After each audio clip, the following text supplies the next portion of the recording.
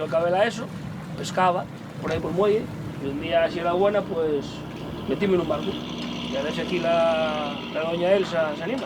Pero estudiada, de patrona.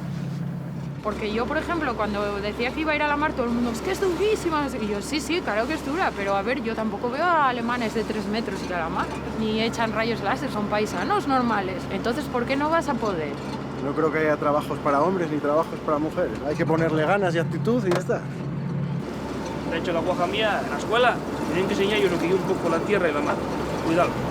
A mí la mar es otro mundo. No sé, a mí y en mi vida. Mi padre ya era marinero y luego pues yo lo mamé con él. Empecé a pescar aquí en 2006, pero trabajando en la hostelería. 1.000 millones como Adu, que vengan.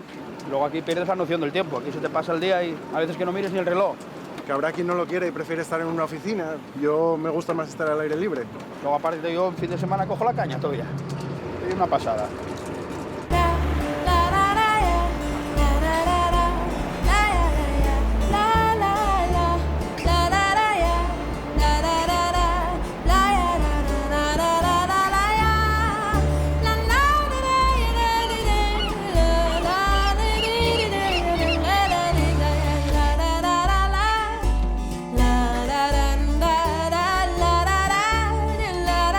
Vas a ayudarme, ¿Ya sabes tú?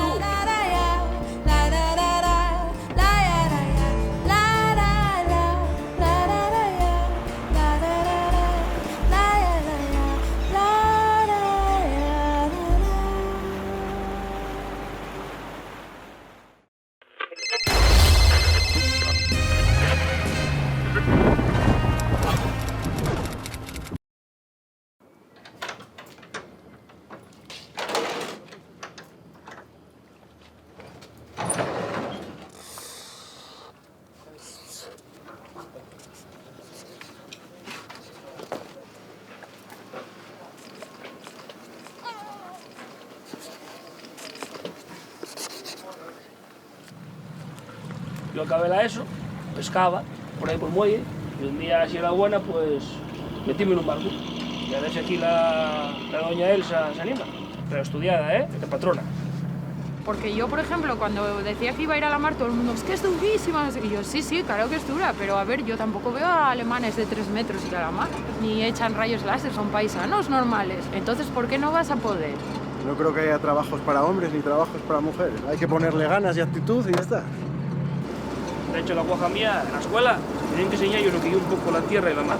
Cuidado. A mí la mar es otro mundo. No sé, a mí y en mi vida. Mi padre ya era marinero y luego pues yo lo mamé con él. Empecé a pescar aquí en 2006, pero trabajando en la hostelería. 1.000 millones como Adu, que vengan. Luego aquí pierdes la noción del tiempo. Aquí se te pasa el día y a veces que no mires ni el reloj. Que habrá quien no lo quiere y prefiere estar en una oficina. Yo me gusta más estar al aire libre. Luego aparte yo en fin de semana cojo la caña todavía. Es una pasada.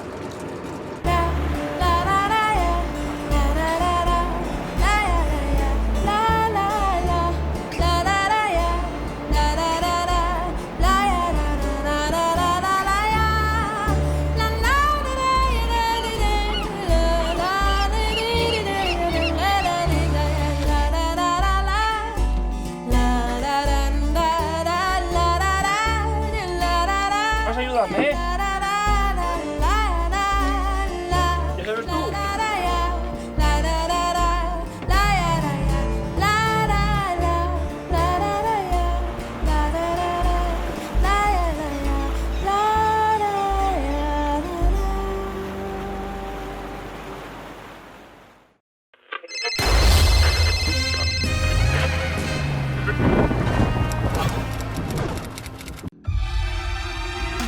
Subimos a lo más alto para llegar hasta ti.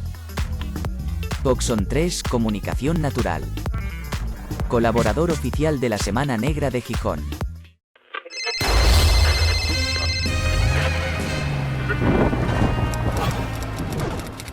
Mientras Fritz se va subiendo a la mesa, pues vuelvo a empezar como si no hubiera estado diciendo nada hasta ahora.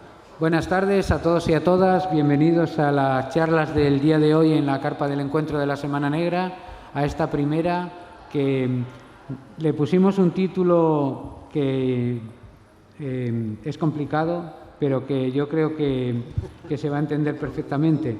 Esto se llama ¿Para qué escribir si se lo va a llevar el viento o la guerra? Y ayudado de mi compinche y maestro Paco Taibo, que anda por aquí, vamos a intentar sonsacar a estos autores de reconocido prestigio, como se dice, y obra abundante y justificativa. Eso, exactamente. Dado el tiempo que actualmente estamos viviendo de incertidumbre, por lo menos, de cambio evidente y de desubicación permanente, el hecho de escribir, ¿no? En un mundo que, si la primera charla que hicimos este año era la literatura y las series de televisión, pues es un poco en el momento que está surgiendo nuevas formas de entender lo narrativo, diferentes formatos para hacer lo que estábamos haciendo, desde el propio formato de la lectura, que esto lo ha cambiado, hasta cosas que parecían propias de la novela y que ahora están siendo narradas en otros géneros, en otros formatos. Entonces, hablar un poco de esto en este tiempo concreto, en que todo parece que se achica en el momento en que estamos en el aire, ¿no? ¿Qué significa, para qué sentido tiene ahora enfrentarse a la página en blanco, crearse una estructura en la cabeza, a tener el oficio y el genio de convertirlo en literatura y al final dónde está ese objetivo que es el lector, que es la lectura? Yo creo que es más fácil, esta es de las cosas que uno dice, lo entiendo mejor que lo explico. Entonces, bueno, era un poco esto. Entonces, mi coayudante, que además es también forma parte del ejército que tiene que defender la trinchera de la literatura, de la narración, que es Paco, adelante tú también con esta idea, ¿no? De qué hacemos, qué hacer, la pregunta leninista, ¿qué hacer? Lo que pasa es que esa no es la pregunta. Para variar, como de costumbre, no es la pregunta. ¿Qué vas a hacer? ¿Qué dijo Brecht? Que sabía más que los que estamos en esta mesa. Dijo, ¿y qué harás en los tiempos oscuros? Pues escribiré sobre los tiempos oscuros.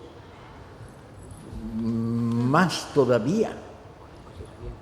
La presión de los tiempos oscuros invita a la escritura en los tiempos, para los tiempos, desde los tiempos oscuros.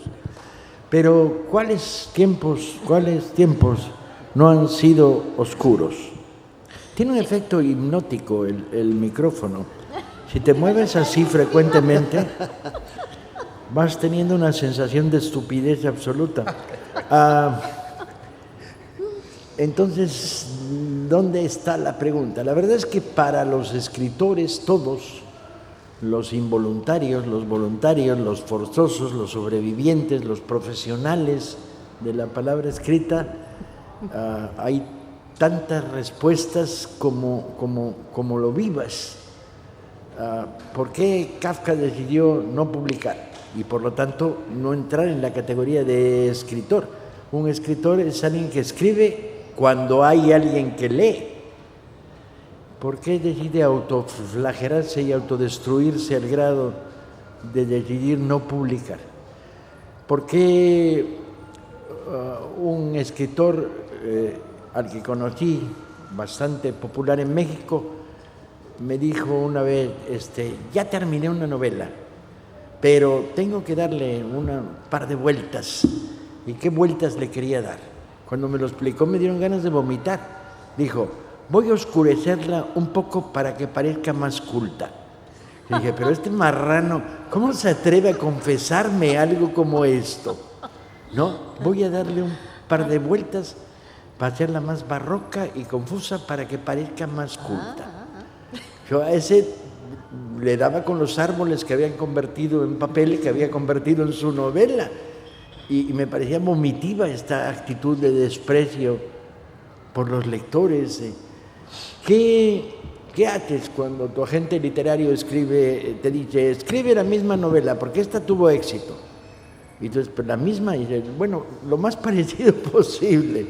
O sea, cuando las reglas de mercado te inviten a seguir el triunfo de la venta o el triunfo de la moda, que yo creo que son dos éxitos ambos igual de deleznables, y estás bajo esas presiones, e incluso el autor más sincero, noble y literariamente pecaminante y pecaminoso tiene esas presiones a un lado.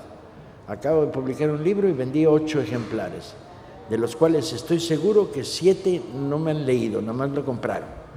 Y uno que sí lo leyó fue Juanito, que se suicidó la semana pasada. Y entonces la pregunta obligada es, ¿antes o después de leer tu libro, compadre? Me retrae, y ninguno estamos a salvo de, ni siquiera los menos pecaminosos, de las tentaciones del éxito, la venta, el reconocimiento, y si aspiras a ser escritor profesional, el dinero. De alguna manera vas a tener que vivir escribiendo, porque eso de ser maestro emérito de universidad en Tailandia dará para comer, pero no dará para gozar ni para vivir, si eres escritor. Y me recuerda la famosa, que da un poco respuesta a la pregunta de esta reunión, a la historia que ocurrió cuando mi hija, que tenía 5 años, me acompañó a una tienda de múltiple, un mall, donde había de todo, y había una zona de librería, y había libros míos de la primera edición de mi novela. Entonces, Paloma, mi esposa, le dio la vuelta para que se viera la foto de contraportada, y Marina dijo, mi papá, mi papá. Y entonces yo estaba muy orgulloso de esto. Y en ese momento entró una mujer y compró un libro mío. Y Paloma, que tiene mucha mala leche, dijo, ¿la viste? Y a la mujer, y dije, sí. Era una mujer que en México traía abrigo de pieles, lo cual es muy poco común en México, donde el calor o los fríos moderados no abundan. Y el abrigo de pieles es un símbolo de oligarca trasnochada. Y entonces salimos de ahí como diciendo, caray, se vendió un libro y lo compró una señora con abrigo de pieles, y Paloma, que es muy inteligente, dijo, no te preocupes, se lo compró a su criada. Entonces la pregunta es, ¿para quién escribes? ¿Para que te compran señoras con abrigos de pieles en tiempos oscuros como estos, y con un poco de suerte para que los lean sus criadas? Va, ¿quién? ¿Xavi? Bueno, me has puesto aquí en el córner porque sabes que soy muy del Barça y no estamos muy bien de extremos. A ver si puedo coger la cosa y encararla.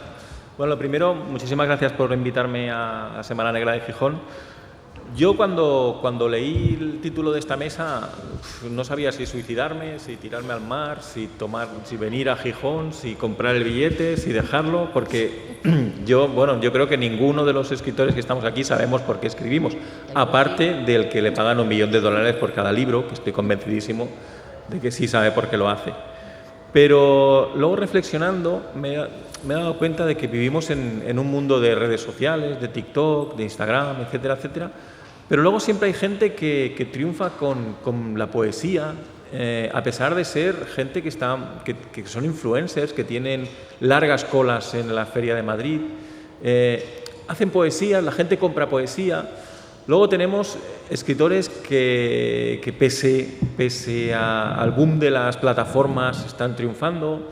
La literatura siempre está ahí, ¿no? A mí me gusta mucho escribir y que la gente te explique, por ejemplo, gente que no lee nunca libros, que dice, ay, me he leído tu libro y me ha gustado, ¿no? Gente que sabes que nunca lee, porque no tienen relación con los libros o no le llegan libros o porque el mío le ha llegado por casualidad. También escribimos porque nos llena.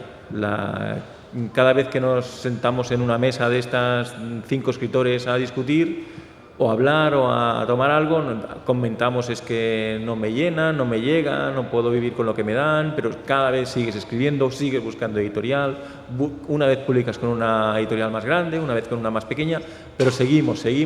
¿Por qué? Porque los que nos gusta tenemos necesidad. Yo, por ejemplo, yo escribo por las mañanas cuando voy a trabajar en el tren, que me tiro 1 hora en el tren, y para mí no es lo mismo un día que he escrito que un día que no he escrito. Para mí me llena muchísimo el haber escrito. Al final supongo que acabas escribiendo para ti mismo. para ser feliz, pero ya que tienes un libro escrito, pues intentas colocarlo en el mercado, que lo lea la mayor gente posible, y si puedes ganar dinero, pues ya es como jugar al póker, ganar tiene que ser la hostia, ¿no? La verdad es que, bueno, escribimos, yo creo que escribimos porque nos gusta escribir y porque nos realiza escribir.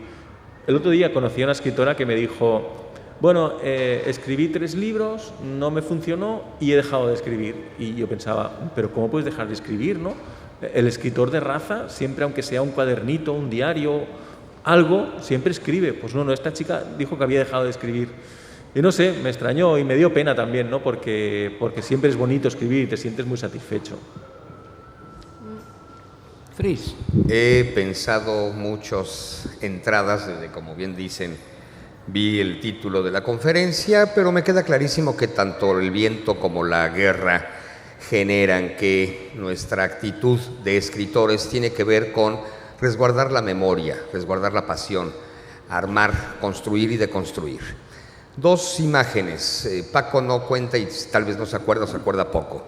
Estamos cenando por ahí, intentamos cenar en Puebla en 1989, todo está cerrado, llegamos a un restaurante donde había un comensal tomando un café y leyendo un libro de Paco. Paco se abalanza sobre su libro y se lo arrebata al lector. El lector se queda así como, ¿qué pedo, güey? ¿No? ¿Me lo vas a chingar? Y Paco todavía le dice, es mío. Y el otro hombre le dice, no, es mío. ¿No?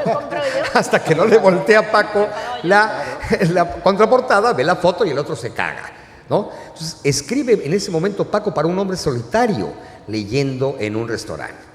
En mi caso particular, Ciudad de México, un día del mes de mayo, junio de 2009, recién acabo de publicar Memoria Roja, la historia de la guerrilla en México, de 1943 a 1968, y estoy en el metro, hora pico, multitud, y llega el metro, se abre la puerta, este clásico forcejeo de si entras o sales, y te empujan los que quieren entrar, y tú te volteas a decirles, espérense cabrones a que salgan para que podamos entrar, ¿no? Entonces, cuando ya termino de entrar y quiero voltear a ver con ojos de ojete al que me estaba empujando, que quería entrar a fuerza antes de que salieran, veo que él, entre la enorme multitud y los cuerpos comprimidos, hace esto, y apenas si puede abrir el libro y veo la portada de Memoria Roja.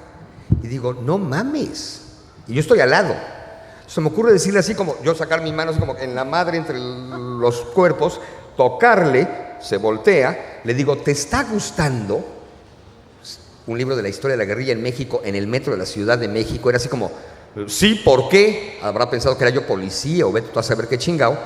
Y le hago igual, ¿no? Así como, ve la foto, güey. No, bueno, hagan de cuenta que era Dios. ¿No? Así como, no mames, el escritor está cuerpo con cuerpo conmigo. Escribimos para eso a pesar del aire o de la guerra. Escribimos por la memoria, escribimos por la pasión, escribimos por la locura y escribimos por irresponsables. Yo siempre he pensado, y sí, perdón, aquí sí siempre he sabido de qué chingado voy a escribir, debido a que de pronto en México me percato de que la historia de la guerrilla no se había escrito y que mi papá era un pinche fantasma vagando por los anales inexistentes de la historia y que la represión en México no se había cuantificado, tomando en cuenta que el primer vuelo de la muerte no sucede en Argentina, como en 1976 inició y se difundió en los 1983. El primer vuelo de la muerte sucede en América Latina, sucede en México, en 1972. Y esas historias había que contarlas, esa es la memoria que había que rescatar, no dejar en la impunidad el silencio. Creo que a pesar de la guerra, a pesar del aire, escribimos exactamente para romper el silencio. Aún cuando seamos muy irresponsables, como ser papás, me di cuenta que cuando Frida nació era un pinche acto de irresponsabilidad, ¿no? Pero estoy fascinado con mi responsabilidad y de pronto escribir es un acto de irresponsabilidad y estoy muy a gusto y muy feliz de eso, de ser un irresponsable de la palabra, de la letra. Y como en algún momento dado un maestro dijera, me preguntase, ¿vas a tomar las armas igual que tu padre? Y me quedé pensando así como pendejo de, ¿qué me estás preguntando? Y él me dijo, la palabra es un arma mejor. Y me quedó claro que la palabra sirve para evitar el olvido, cultivar la memoria y evitar la guerra y contener los aires. Elia. Estoy muy de acuerdo. Hola, a todo esto. Me parece fascinante que a estas horas y con este calor estéis aquí. Gracias por venir. Porque la pregunta suena muy, muy bizantina y supongo que cada uno tenemos una respuesta. Pero yo estoy muy de acuerdo con Fritz y con Paco. El escribir es un acto de libertad y es un acto de afianzar la palabra y de dar voz a mucha gente que no la tiene y de recordar cosas que no queremos que se olviden, de dar a la vez placer y reflexión y hacer quizá que la gente que lee una historia que nos hemos inventado y que parece una tontería y que parece un ejercicio de frivolidad, haga que muchas personas se planteen por un momento cosas que no se habían planteado antes. Y gracias a que ha habido ciertos escritores antes que nosotros, hemos ido mejorando nuestra sociedad, hemos ido haciendo que nuestra sociedad avance en una dirección mejor, según cada escritor, ¿no? Entonces a mí lo de las redes sociales me la pela bastante. Lo de las colas en las tiendas, en las librerías, o si compran más o compran menos, o si sales en el primero o en el segundo puesto del hit parade, a mí eso me da igual. A mí me parece que es un acto de fascinación, de enamoramiento, de libertad y de optimismo, de alguna manera de ingenuidad, de pensar que la palabra va a conseguir cosas. Y yo estoy segura de que la palabra consigue cosas. Porque gracias a que, por ejemplo, Miguel de Cervantes habló de la libertad y escribió de la libertad en una sociedad donde la libertad prácticamente no existía, hemos ido dando pasos en la dirección correcta. Y aparte de eso, es que se pasa muy bien. Cualquiera que haya escrito sabe que es una cosa que te hace feliz. Y como te hace feliz a ti, te hace mejor persona. Como te hace mejor persona, tú mejoras el mundo que está a tu alrededor. Ganamos todos. Y si alguien no quiere leer lo que escribes, pues chico, hay miles de cosas, que lea otra cosa o que se pase la vida mirando Netflix. Antes o después se le ponen los ojos cuadrados y se muere de natural. O sea que, y eso sí, yo hablo por mí, no soy creadora de contenidos. Y creo que todos los que estamos aquí no creamos contenidos. Tratamos de hacer arte, tratamos de hacer literatura y tratamos de hacer que continúe esta maravilla de la tradición literaria. No sé hasta cuánto durará, pero hasta que dure habrá valido la pena. Víctor. Hola, buenas tardes. Como soy el último y estoy muy de acuerdo con lo que han dicho mis colegas, lo que voy a hacer es ser el moderador de las preguntas que queráis hacer. Si alguien tiene alguna pregunta, yo... No, aquí no permitimos hay que hacer soltar. El debate está empezando, Me lo temía. Yo me he planteado también la pregunta... realmente lo primero que he dicho es totalmente cierto. Yo creo que se han dicho las cosas con las que estoy plenamente de acuerdo. Me he planteado la pregunta que se hacía sobre la mesa y me he contestado automáticamente que sería similar a la pregunta de ¿para qué vivimos si nos vamos a morir? ¿No? Pues porque estamos ahí, porque no hay otra cosa nada más que hacerlo, porque escribir creo que esencialmente es una necesidad. Y una necesidad que habría que hacerla, o yo considero que hay que hacerla, y me parece que los que estamos aquí lo consideramos más o menos en la misma línea, en absoluta libertad. La libertad es muy importante para poder crear. Y la libertad en todos los sentidos, esto hay que matizarlo mucho, porque no es la libertad de sentirse libre, porque eso prácticamente no existe o está generalmente mediatizado. Es la libertad moral, es una libertad ética. Tú tienes que situarte en cualquier bando para poder crear, para poder hacer una pelea, una pugna. Una libertad, por supuesto, de partido, una libertad ideológica, por mucho que tú tengas la tuya, pero tú tienes que actuar, creo, escribiendo en libertad, pero libertad también de género. Estamos ante una semana negra maravillosa desde hace muchísimos años y el negro es un género, a mí me fascina, por eso cada vez estoy más dentro de él, pero ese género no me puede atar, no me tiene que atar. Yo también tengo que escribir con libertad dentro de la literatura, sin géneros. Y, por supuesto, libertad comercial. Es decir, allá él, el que escriba pensando en que va a vender mucho, pensando sobre qué tiene que escribir que pueda funcionar con su próxima novela, con su próximo libro de relatos. Allá él. Yo, desde luego, no lo hago. A lo mejor por eso soy también uno de esos escritores multiplicados por cero que tanto se da en esta sociedad, ¿no? Entonces, yo creo que a partir de esa libertad es fundamental. Pero a esa libertad o a todas esas libertades yo añadiría algo también personal, que es el compromiso social, el compromiso con una sociedad y dar la respuesta que nosotros consideramos. No es una respuesta meditada, pensada, planteada a priori para contar una historia. No tú contar la historia, pero la vas a contar seguramente desde tu planteamiento vital, desde tu planteamiento social. Y ese planteamiento social dentro de la literatura a mí me parece fundamental y es lo que redundaría en la respuesta a la última parte de la pregunta. Contra la guerra, esa libertad, pero libertad con compromiso, con el compromiso auténtico que nosotros tengamos. Hay algunas palabras que... Había una sección, una vez hicimos una revista y que buscaba, claro, lógicamente buscábamos colaboradores que no cobrasen, ¿no? Entonces, como nosotros mismos. Entonces recuerdo que una de las secciones se la encargamos a Taibo y le puse un título que nos ha servido para utilizar en 200.000 cosas.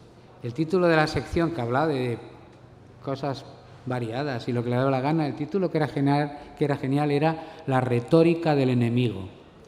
Y se basaba en que cuando nosotros utilizamos la retórica del enemigo, como si fuera propia. Es decir, decimos vender en lugar de decimos leer.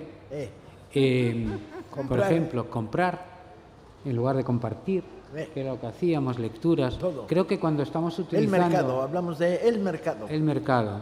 El mercado. Y yo creo que esta es la retórica que nos lleva al desastre, porque estamos utilizando la de ellos, que son el enemigo, no la nuestra. Y lo continuamos haciendo nosotros. Sus mejores... igual que los mejores, los únicos que se creen la propaganda de la derecha son los de izquierdas, los de la derecha nunca se creen su propaganda, no os penséis. Ni la leen, suelen ser analfabetas funcionales. Además, pero los de la izquierda se la creen todos. Fulanito es un corrupto, ya se lo creyeron todos, porque era de izquierdas. Ese tipo de cosas, ¿no? Y en esto es un poco parecido, utilizamos siempre la retórica del enemigo, cuando creo que lo que hay que utilizar es nuestras propias palabras, ¿no? Porque si estamos hablando de escritores y lo primero que nos quitan es el lenguaje y el uso de las palabras y no las defendemos, va mal, ¿no? Entonces, en este momento de incertidumbre, de vacío, nos pueden suceder dos cosas. O la famosa teoría del shock, o sea, ahora ya nos desarticulan absolutamente, o es el momento en que nosotros los intentamos desarticular un poco a ellos. Pero en la retórica del enemigo está el pensar en absolutos.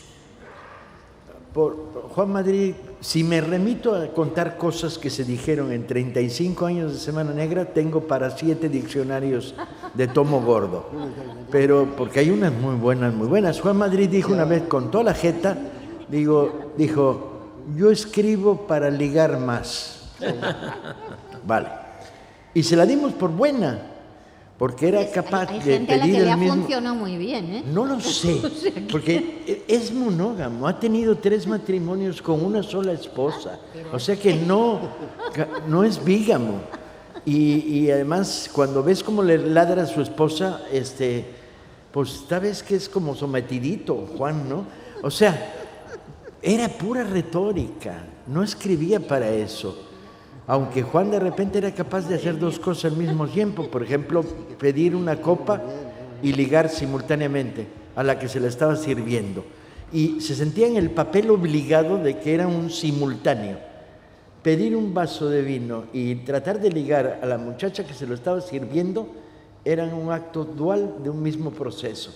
Pero la retórica del enemigo, y es verdad, está en que decíamos cosas que suelen ser ingeniosas, pero no es cierto. O sea, no queremos, los que escribimos por necesidad vital, llamémoslo de alguna manera, tendríamos que revisar qué tan profunda es esa necesidad vital. Si supiéramos que lo que va a escribir no lo iba a leer nadie nunca, ¿todavía lo escribiríamos? Sí. Sí. Esas certezas tuyas a veces me sorprenden, pero es tu lado austriaco, camarada. No, yo creo ¿Qué ibas a hacer si no? ¿Eh? ¿Te ibas a pasar todo el día tomando el sol o qué? Ya, pero y La si primera- nadie la lo va a primera leer, novela nunca sabes quién y te la va a si leer. nunca se va a publicar, de verdad, o hay una cuota de gloria en ser escritor a la que desde niños aspiramos, que puede ser más sensata, más moderada, menos pretenciosa, menos basada en las glorias de la retórica del enemigo, de las sociedades de los premios, los tapetes rojos, etcétera, pero más humilde si quieres, que es un poco la de cuando te encuentras a un lector en el metro que te quiere. Pueden pasar cosas horribles, por ejemplo, que te confunda con tu papá, cosa que a mí ya me ha sucedido. ¿Cómo lo quiero? Y te cuenta un libro de tu padre, y tú dices, pero este marrano, que me quiere sin haberme leído y habiendo leído otro que se llama como yo, no hay una necesidad de esta cuota de gloria. Pero se lo firmaste. ¿Al que arrancó el libro? No, al que te confundí con tu padre. El que tenía mucha gente era mi papá, que firmaba libros en los aeropuertos para pasarlas a las aduanas con más facilidad, pero libros míos, no de él. Pero bueno, todo esto forma parte. Esta cota de gloria acunada desde la infancia y que no hay tiempo oscuro que la pare. Porque ¿cuándo no ha habido tiempos oscuros? Siempre. Dejémonos de historias. Siempre. ¿Cuándo no hemos vivido en tiempos inciertos, tiempos caóticos, tiempos de ruptura, tiempos de tormenta, tiempos de amenaza, tiempos de miedo profundo? Y ahí tienes que escribir, por imperativos morales, ya no por imperativos. Pero la de la cota de gloria no está en el fondo de nuestros oscuros corazones. La necesidad de que alguien te quiera sin conocerte. Paco, yo creo que es la necesidad de dar tu visión frente al mundo, de ayudar a que cualquiera que te lea, si te lee, piense, así también se pueden ver las cosas. Yo no tengo la verdad absoluta, que hay un tipo o una tipa que escribe de otra manera, que ve las cosas desde otro punto de vista. Y eso ayuda a que tú vayas ampliando tu mente. Yo me acuerdo muy bien de cuando tenía 12 años y empecé a leer cosas que yo no había oído en casa, por ejemplo. Y empecé a plantearme, ¿tendrá razón? ¿No tendrá razón? Esto va en contra de lo que me han dicho. Esto va por el mismo camino que lo que me han dicho. Y eso te va haciendo que te hagas adulta, que te hagas crítica, que llegues a ser tú misma. Y no se acaba nunca. Puedes tener 80 años y seguir diciendo, pues fíjate, nunca lo he visto así. Y eso sirve para algo. Y una pregunta maligna. Crear, escribir, dibujar cómics, hacer historieta, Sí. hacer ensayo político, ¿no es una prolongación de la lectura? Sí. Clausewitziana absolutamente. Sí, porque yo tú leo, continúas. luego vivo, por lo tanto escribo para leer un paso más allá. Sí, y porque lees una conclusión que no te parece bien y haces una tuya. O porque lees algo que admiras tanto que quieres tratar de llegar a esa altura.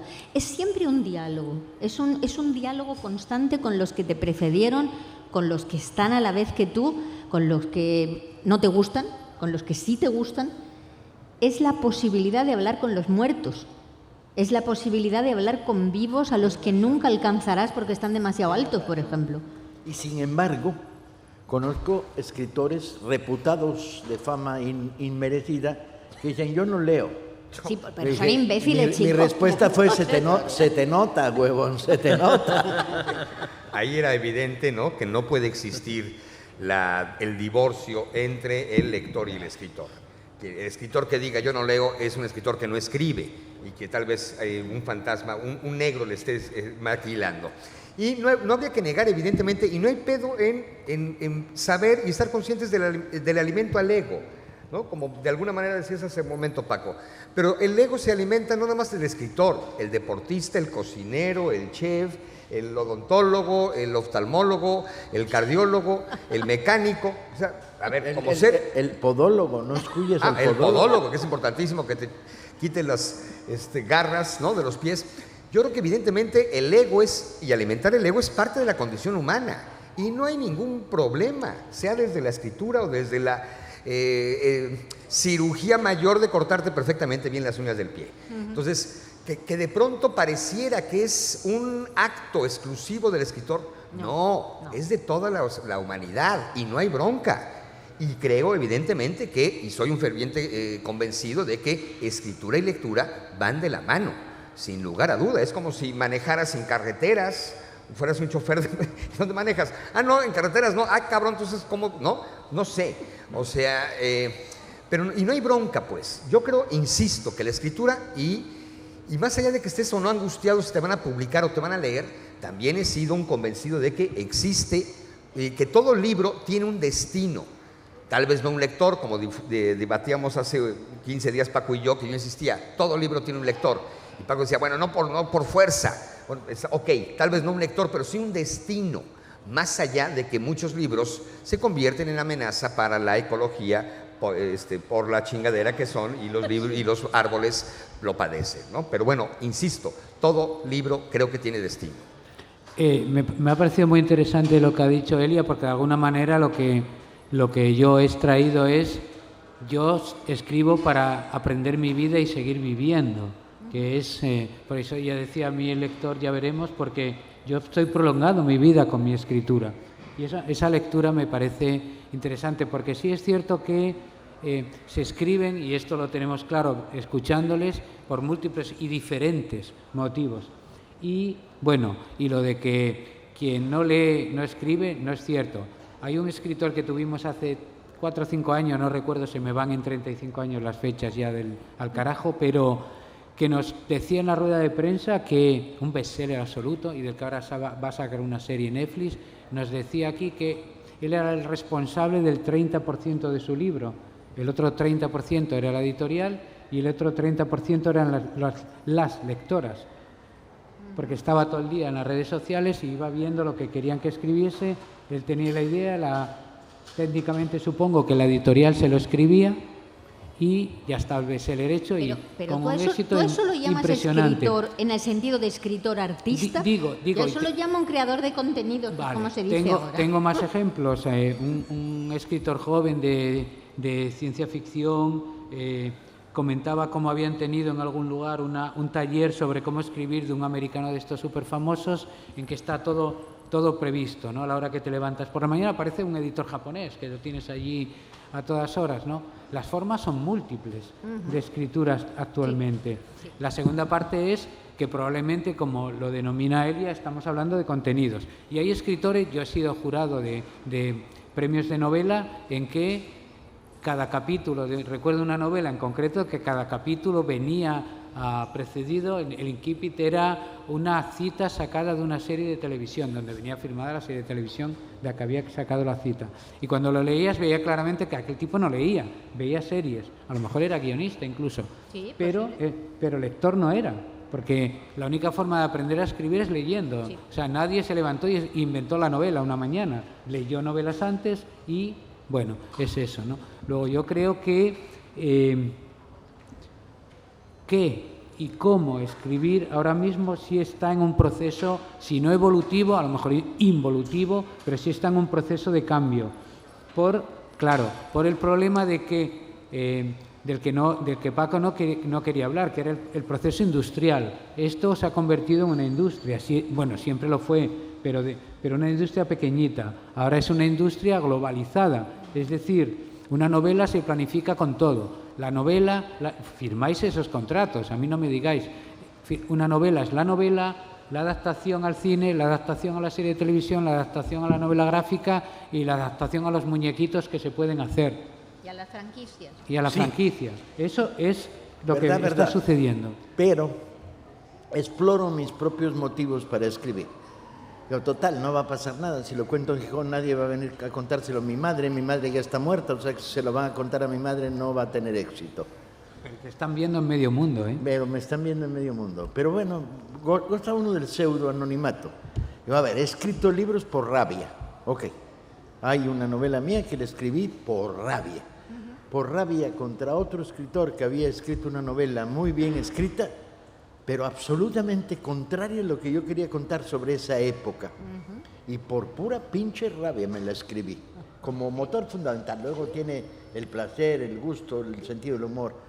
He escrito una novela por miedo, para exorcizar demonios, mis demonios, no los de otros, ¿sí? Para hacer la cruz del vampiro a mi propia vida en las noches. He escrito ninguna por dinero, en términos contantes y sonantes, ni he escrito libros por pasiones mercantiles. He escrito libros por gloria, sí, para que te quieran un poco más. ¿Quiénes? Vete a saber, ni siquiera era claro. O sea, las razones ocultas están pegadas a las razones transparentes, que es, vives en este mundo y hay guerras, injusticias, basura, fraude, doble lenguaje, doble moral por todos lados, y vas contra ellos. Y si puedes darles un palo en el libro, les das un palo, y si les puedes dar dos, les das dos. O sea, el libro es conflicto, es contradicción, es choque. Pero, y bueno, al fin y al cabo, sí, escribo porque no puedo dejar de escribir. El día que deje de escribir, ¿no? Yo hago entrevistas para Radio 3 y tengo que leerme libros a la fuerza que muchas veces pues no me apetecería leérmelos, ¿no? Pero sí que es verdad, tengo que decir que he encontrado libros que me he leído a la fuerza que luego me han maravillado, ¿no? Incluso luego conocer al escritor me ha encantado y tal, pero también he leído gente y luego los he ido a entrevistar. Había, por ejemplo, un americano que había escrito un libro que ese libro te decía el día que ibas a morir, ¿no? El día de tu vida que ibas a morir. El libro de las almas o algo así se llamaba. No sé, y ese hombre, tú le preguntabas sobre influencias literarias, intentaba salirte de las preguntas que le hacían al resto de periodistas y no decía que él no leía nada, que no se estaba influenciado en nada y solo estaba centrado en su libro. ¿Qué llegas a pensar? Que no lo has escrito tú o que eres un producto, tú no eres un escritor. Porque yo estoy muy de acuerdo con lo que dice Paco. Yo, por ejemplo, tengo un libro que se llama Casta Diva, que creé un personaje que era un luchador musulmán de los talibanes y tal, porque había muy poca información sobre el tema. Y yo quise introducirme dentro de un personaje del Estado Islámico a partir de escribir sobre él, ¿no? Y fue una manera que creo que intenté entenderlo, cómo sería un personaje así. Luego, con el tiempo, cuando se fueron sabiendo más cosas de ellos, me di cuenta de que había acertado bastante, ¿no? Para mí es un ejercicio muy interesante lo que decías tú. Y también hay mucha gente, no es mi caso, que escribe por terapia, que escribir le ayuda, le ayuda a ser feliz o a entenderse a sí mismo, o como sus personajes son ellos mismos, pues luego por la noche a lo mejor se dan cuenta de lo que es la vida, de lo que son sus sentimientos. Bueno, básicamente lo que quiero decir es que si escribes porque te gusta escribir, se nota en las lecturas y se nota en el lenguaje, sobre todo. La gente que está influenciada por las series tiene un lenguaje ABC, que es como el debate que podríamos entrar, que no quiero entrar, es de las escuelas de escritura, ¿no? Que hay una en Barcelona que todos los que salen de allí escriben igual. Hasta aquí no voy a seguir creándome enemigos. Pero sí que es verdad que el que le gusta escribir, el que le gusta el arte, sobre todo el que viene de la lectura, se nota mucho en el lenguaje. Aquí sí yo no entendería el proceso de escritura sin un proceso de investigación. Perdón, a lo mejor soy el rarito de lo que se ha dicho, pero incluso siempre he dicho, a mí me ejerce me obliga más investigación cuando me estoy planteando un libro de ficción que uno de historia. Porque el de historia, incluso con las citas, el lector te la va a creer. Y con el libro de ficción, la verosimilitud, el tratamiento, la trama. Pues, perdón, pero cualquiera que escriba un libro va a leer para investigar sobre lo que va a escribir. Aquí, discúlpame, y los que han dicho que no leo y escribo, incluso el que leía los mensajes de WhatsApp, el 30% estaba leyendo, cabrón, ¿no? Aunque fueran los mensajes de WhatsApp. Pero, perdón, no sé si sea yo necio o jodón o qué onda, yo no me puedo imaginar haber sido escritor sin lograr leer previo y específicamente sin investigar el tema que me digan, la chaqueta mental que me venga a la mente que voy a desarrollar de una narrativa X, Y o Z, perdón, para mí tiene un proceso de investigación elemental por A mí me parece que estamos tocando un montón de temas, porque esta mesa da para eso, para que cada uno saque problemáticas que le afectan, ¿no? Para eso lo hemos hecho, ¿eh? Que para eso lo hemos hecho. Claro, no, por eso estoy convencido. Una mesa terapéutica. De ahí que a mí me gustaría plantear a la mesa la capacidad de transformación que tiene la literatura, porque a mí me da la impresión de que hay una tendencia a creernos, incluso en el medio, que la literatura no cambia las cosas, que no ejerce influencia. Yo creo que sí, efectivamente las revoluciones no se hacen con libros. Si los tiras a lo mejor, pero no se hacen con libros. Pero los libros ayudan mucho a que esas transformaciones se produzcan, a que esos cambios sociales se produzcan.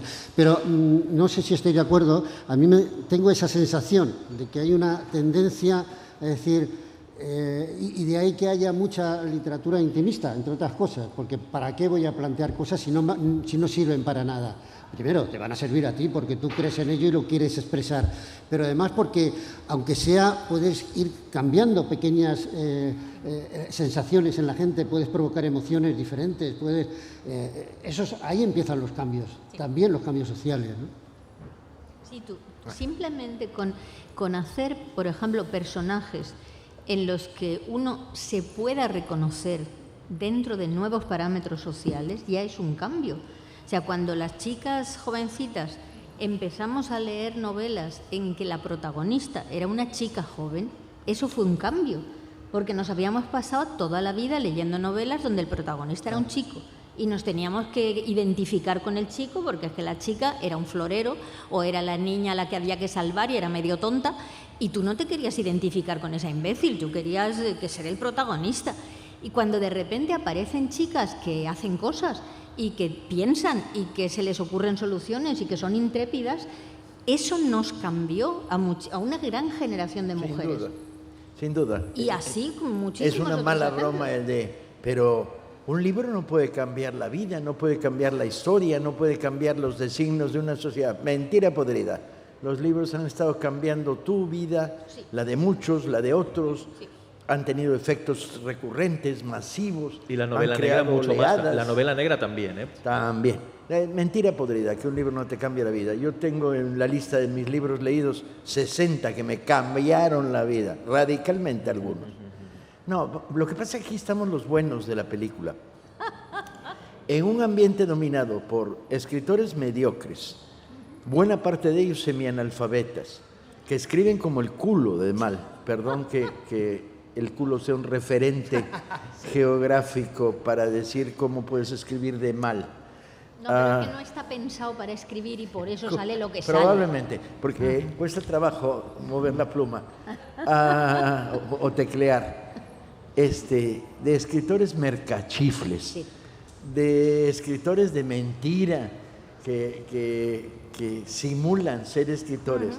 De famosos, Dios mío, la palabra famoso, que es una de las presentador. Palabras... ¿Qué? Sí. Presentador. De televisión. Famoso, introductor, recopilador de letras, analfabetas funcionales por todos lados. Y un gremio de mercachifles. Esta novela es asquerosa, te dirá tu editor.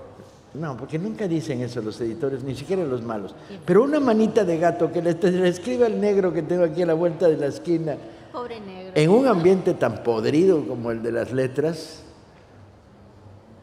donde hacen retórica personajes verdaderamente deprimentemente deleznables, aquí estamos los buenos. Entonces es bueno decir, no, nosotros somos sinceros, no venderemos nuestra pluma al enemigo.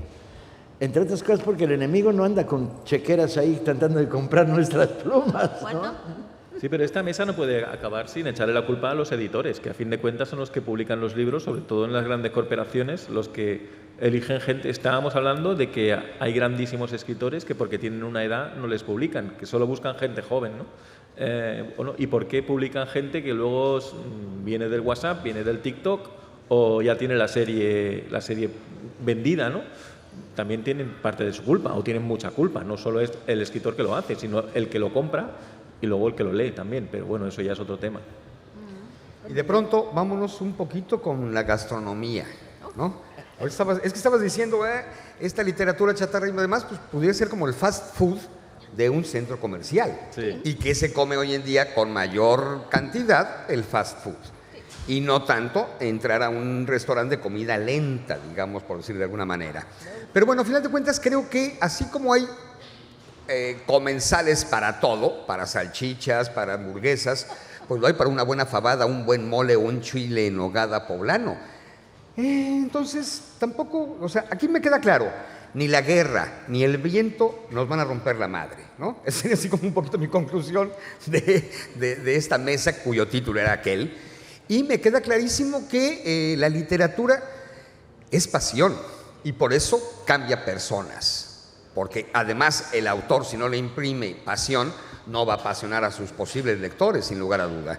Y rapidísimamente como comercial, la librería La Historieta tiene parte de los autores de aquí. Digo, si no lo digo, valgo madre, ¿verdad? Y no hablo desde el punto de vista del editor, sino del pendejo mexicano que viene cargando los libros desde México. Gracias. No, pero de todas formas ahí donde el puesto de ventas están vuestros libros, de los que están aquí arriba, para que los puedan firmar al acabar esto y dedicarlos, porque al final lo que acabáis haciendo es una mercancía, es un producto que se llama libro, que tiene hojas y se inventó hace mucho tiempo. No es la tecnología, lo único que hace es hacerlos más rápido, pero sigue siendo igual que cuando hace muchos años alguien decidió juntar las hojas, los papiros o lo que diablos fuera el papel en aquel momento, que no recuerdo, y juntarlo todo.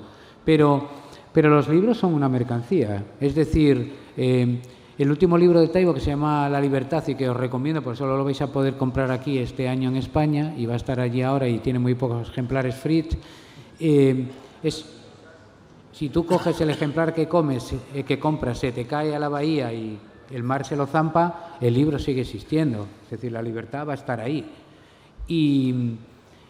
Pero, ¿qué diablos? Luego es una mercancía. Hay muchos, tal. Pero, como yo siempre digo, sí, el libro, el de Víctor, o el de Elia, o el de Fritz, o el de Xavi, él va ahí, te lo firma, te lo dedica, te pone algo, deja de ser una mercancía y se transforma en un fetiche, como diría Carlos Marx.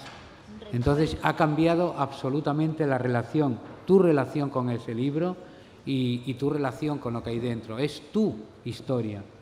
Es decir, la mano del autor le crea aura a algo que es un producto. Es de las pocas cosas que puede hacer que el autor sigue pudiendo hacer la magia, que es convertir la producción en la época Walter Benjamin en algo, devolverle el aura. Y eso solo lo puede hacer el autor, aunque también puede hacerlo el que te dedica, ¿no? El libro de poesía y no sé qué, y esta cosa de los adolescentes, pues también.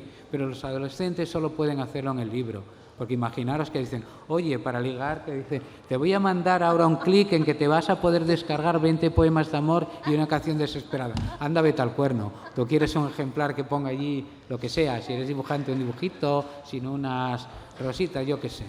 Pero ese poder de transformación de la mercancía en fetiche que sigue teniendo el autor, a mí me parece que es un acto, vamos, de mágico, ¿no? En el buen sentido, y esa idea que el autor tiene todavía, que no es el libro fabricado, un libro se fabrica, como os decía antes, personajes con firma que reconocen que y ellos tiran para adelante, y si pueden 2 en un año en lugar de 1, mejor. Pero no es esa la idea. Y los tiempos son complicados, porque todo la industria editorial hace que es mejor que hagas un libro sobre los beneficios de la zanahoria en los cultivos murcianos que un libro de narración. ¿Por qué? Pues porque hay más consumidores de zanahorias que de libros, yo qué sé. Pero sigue siendo importante, porque sigue siendo el alma de la sociedad lo que hace un verdadero escritor, porque un escritor define su sociedad. Y ojo, eso no quiere decir que la sociedad se lo agradezca. A ver, nos la pasamos despotricando contra los malos editores, productores de chatarra y basura. Yo no hablé de nada de editores, yo sí. aviso. Yo sí, yo con frecuencia, todos los días. Contra los malos editores que hacen libros por encargo asquerosos. Contra los horribles escritores que escriben libros de mierda. Vamos a tener un ataque de generosidad, hombre. Si les cuesta trabajo, hacer un libro de mierda no es fácil. Aquel que piense que es fácil se equivoca. Hay una inversión baja en neuronas consumidas para hacer un libro muy malo. Entonces vamos a tener un ataque de generosidad y decir, ok, este es un estado de guerra cultural, político-cultural, y combatir a los libros de mierda forma parte de los escritores inteligentes, buenos y simpáticos y de izquierda para impedir que el territorio se les llene de macarras de derecha, ¿no? Pero bueno, hagámoslo con generosidad, ¿no? Total, no pasa nada, ¿no? Todo el mundo tiene derecho a leer 2 libros de mierda en su vida, no 1. Si lee 2, eso ya es perversión y tenacidad. Y eso de mercancía a mí se me incomoda, es producto cultural. ¿Perdón? Mercancía, libro, para mí es producto cultural. Así como cuando entra a una librería una persona, para mí no es un consumidor, es un lector.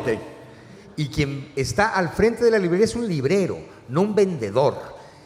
El propio lenguaje, si lo cambiamos, cambiamos el concepto cultural que envuelve el universo del libro.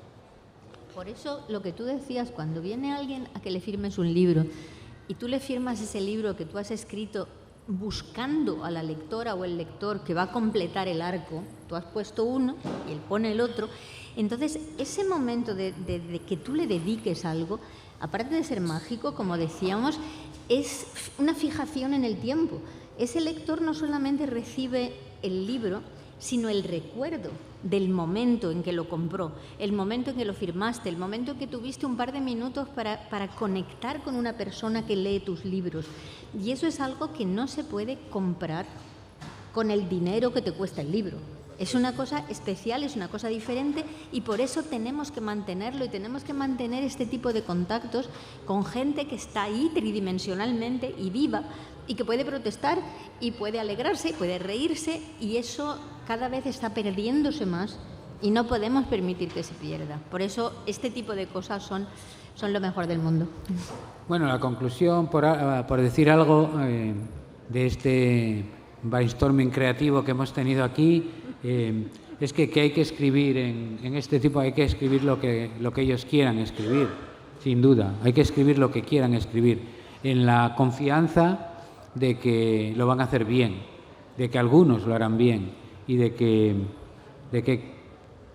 yo qué sé, qué diablos, porque siempre pensamos en los grandes escritores, de que la nostalgia es buena, pero la esperanza es mejor. Y yo tengo la esperanza de que lo van a hacer soberanamente bien. Muchas gracias a los 5. Esto es la Semana Negra, continúa. Van a estar firmando allí el libro. Ya os digo que tienen allí que, bueno, acudid, comprarlos y que conviertan esa mercancía de papel fresado en un fetiche. Muchas gracias.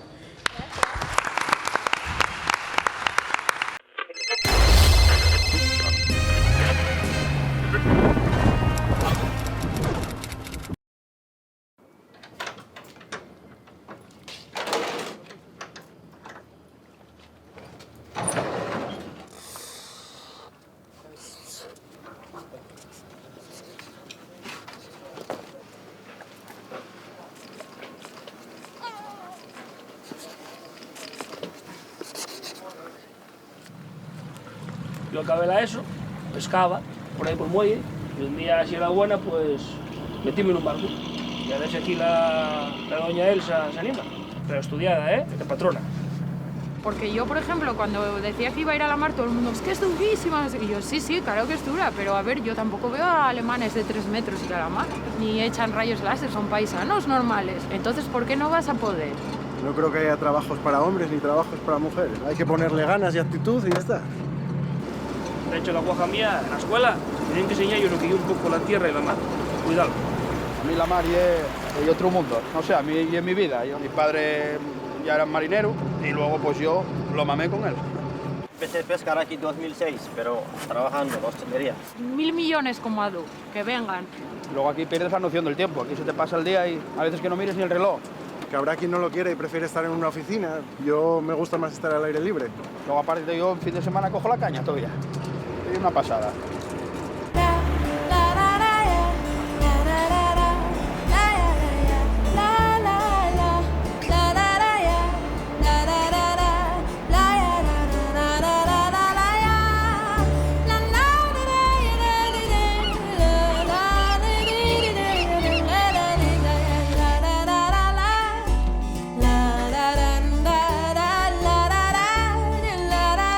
Ayúdame, ¿eh? ¿Ya sabes tú?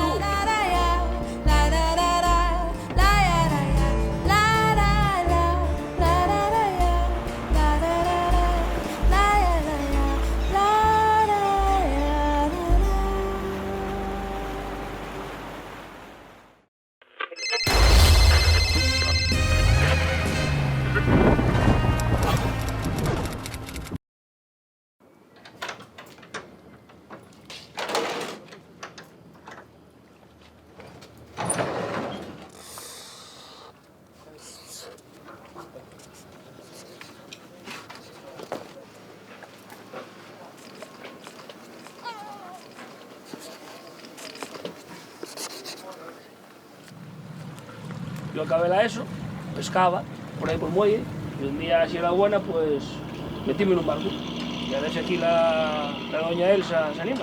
Pero estudiada, ¿eh? De patrona. Porque yo, por ejemplo, cuando decía que iba a ir a la mar, todo el mundo, es que es durísima. Y yo, sí, sí, claro que es dura, pero a ver, yo tampoco veo a alemanes de 3 metros ir a la mar, ni echan rayos láser, son paisanos normales. Entonces, ¿por qué no vas a poder? No creo que haya trabajos para hombres ni trabajos para mujeres. Hay que ponerle ganas y actitud y ya está.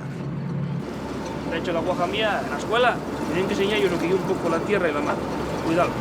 A mí la mar y otro mundo. No sé, a mí y en mi vida. Mi padre ya era marinero y luego pues yo lo mamé con él.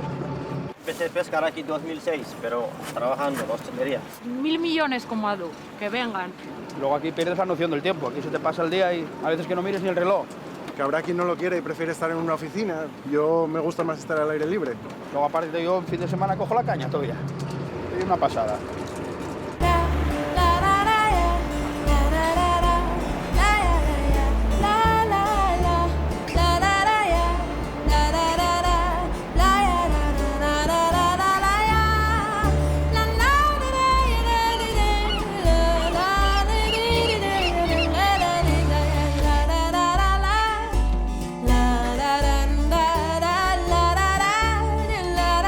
Vas a ayudarme, ¿eh? ¿Ya sabes tú?